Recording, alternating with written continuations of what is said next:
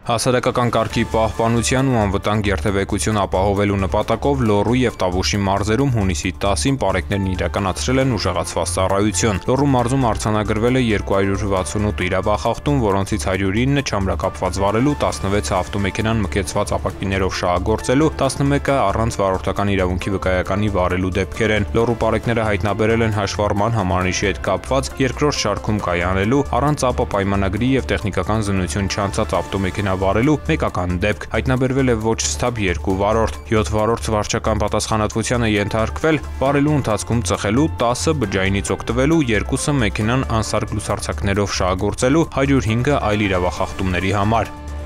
Տավուշի մարզի պարեկներն ուժեղացված ծառայության ընթացքում արձանագրել են 190 խախտում, 85 ավտոմեքենան վարել է չամրակապված, 10-ը առանց վարորդական իրավունքի վկայականի, 7-ը մկեցված ապակիներով, հայտնաբերվել են լուսարձակների անսարքությամբ վարելու, նաև վարելու ընթացքում ծխելու և բջջայինից օգտվելու 6-ական դեպք, 5 վարել է տեխնիկական զննություն չանցած և առանց ԱՊ պայմանագրի ավտոմեքենա, հայտնաբերվել է նաև ոչ սթափ 4 վարորդ, արձանագրվել են հաշվառման համանիշի հետ կապված երկրորդ շարքում կայանելու և հետիոտնի որ սահմանված վայրով անցնելու մեկական դեպք, այլ իրավախախտումների համար վարչական պատասխանատվության է ենթարկվել 53 անձ։ Ուժեղացված ծառայությունները պարբերական են, հորդորում ենք լինել զգոն և խստագույնս պահպանել երթևեկության բոլոր կանոնները։